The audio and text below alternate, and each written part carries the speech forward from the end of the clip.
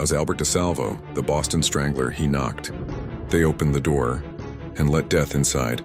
They called him the Boston Strangler. Who was Albert DeSalvo? Born in 1931 in Massachusetts, Albert DeSalvo grew up in a violent home. His father beat his mother in front of him and sold her for alcohol. As an adult, he seemed harmless, a husband, a father, a smooth-talking repairman. But behind that smile, he was hiding one of the darkest killing sprees in American history. The stranglings begin. Between 1962 and 1964, 13 women in Boston were found strangled in their homes. There was no forced entry. They had let their killer in. Victims ranged from ages 19 to 85. He used nylon stockings, belts, even their own clothing to strangle them. Each crime scene was gruesome and posed. The media exploded. Boston was terrified. The police had nothing. With no fingerprints or signs of break-in, police were left clueless. They called him the Phantom Fiend, the Silk Stocking Slayer. But one name stuck: the Boston Strangler. His other crimes. Before being linked to the murders, DeSalvo was already in jail.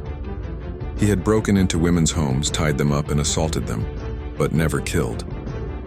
He called himself the Measuring Man because he would ask women to let him measure them for modeling jobs.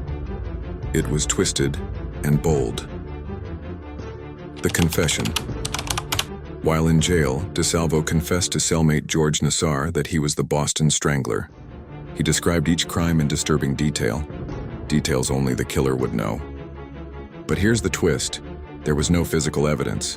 He was never convicted of the murders.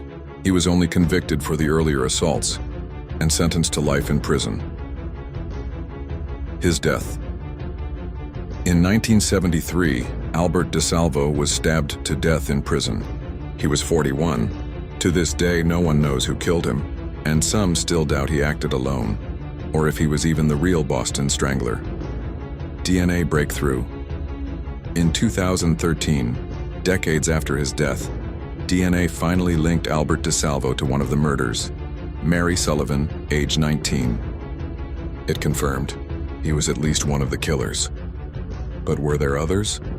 That remains one of Boston's darkest mysteries. Final reflection. He looked ordinary, he sounded polite.